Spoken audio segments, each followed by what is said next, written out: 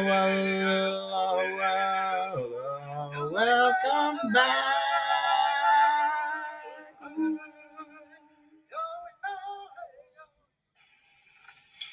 Code Talker by Joseph Bruchac, published by the Penguin Group. Please excuse the mispronunciation of any Navajo words. Chapter 6, Sneak Attack. From then on, I took a special interest in Japan. I read everything I could find about it, including articles in newspapers and the few magazines in our school library. To my dismay, things in the island nation began to change in an unexpected way. Their military leaders had decided not to rely on help from the rest of the world. They would go to war to get all those things they needed. They were great warriors, those Japanese, and had been for hundreds of years. In the past, no enemies had ever been able to invade their sacred islands. Now, though, their interest was not in defense. They built up a big army and a navy and attacked other countries around them. Soon they had defeated the Chinese and taken over many other islands in the Pacific Ocean. They said it was their divine destiny. The whole Pacific Ocean was meant to be theirs alone.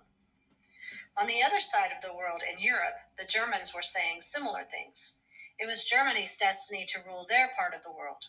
They too went to war and conquered other nations around them. They formed an alliance with the Japanese. Many people in America were now worried. They feared that the time might come when America would have to go again over to Europe and fight as they had done in my grandparents' time during World War I. And America had soldiers and sailors in the Pacific Ocean, in the Philippine Islands, and on the islands of Hawaii. They might soon have to defend themselves from the Japanese. For most Navajos, though, the possibility of a war was very far away. Caring for their herds and trying to make ends meet was all they had time to think about. But our Navajo Tribal Council passed a special resolution in June of 1940. I liked their words so much that I made a copy of them on a piece of paper to carry with me in my wallet. I've kept those strong words all these years, though I have had to recopy them several times when the paper they were printed on grew worn from being folded and unfolded, or when it was soaked by the salt water as we landed on those beaches. It is often that way, you know. Strong words outlast the paper they are written upon. Here is what our tribal council said. Whereas the Navajo Tribal Council and the 50,000 people we represent cannot fail to recognize the crisis now facing the world in the threat of foreign invasion and destruction of the great liberties and benefits which we enjoy on the reservation. And whereas there exists no purer concentration of Americanism than among the first Americans, and whereas it has become common practice to attempt national destruction through sowing the seeds of treachery among minority groups such as ours, and whereas we hereby serve notice that any un-American movement among our people will be resented and dealt with severely. And now, therefore, we resolve that the Navajo Indians stand ready, as they did in 1918, to aid and defend our government and its institutions against all subversion and armed conflict, and pledge our loyalty to the system which recognizes minority rights and a way of life that has placed us among the greatest people of our race. If our help was needed, we Navajos would be ready. But when the attack finally happened, it seemed that no one was ready. It was December 7th, 1941, a Sunday I will never forget. Bright late autumn sun was shining through the windows of our dormitory, but there was no sun in my heart. In the other corner of the room, several of my friends were laughing and talking, but I was in no mood for anything but silence. I was still smarting from what had happened to me 2 days before. I was so embarrassed. Although, as I have explained, I tried to be careful when I spoke our sacred language, that Friday I had been caught. Mr. Straight overheard me greeting one of my friends in Navajo when I thought no teachers were around.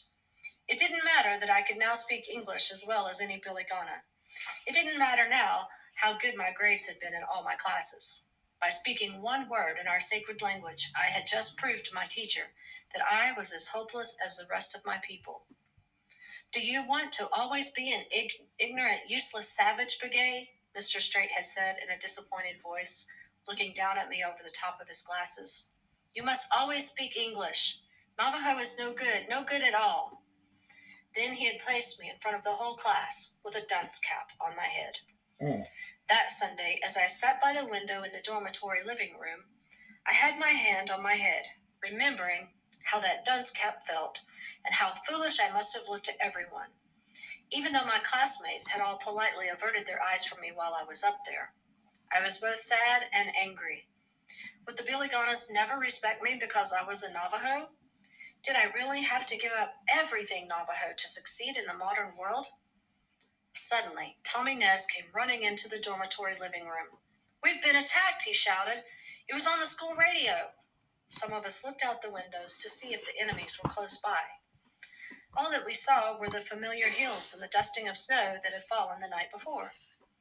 We left the dorm and went running to the main school building where the radio was located. Mr. Straight was at the front door. "Come with me," Mr. Straight said. His voice was tight and nervous.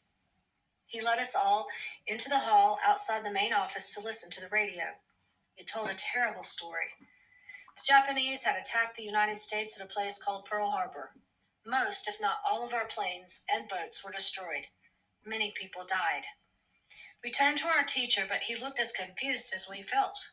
No one seemed to know what to do or say. "Perhaps those Japanese will attack the Navajo reservation next," Tommy Nez whispered.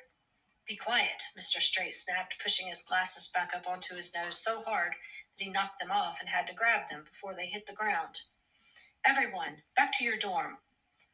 We did as he said, but nothing was the same anymore. Our whole world had changed. What was going to happen now? Good question to end a chapter on.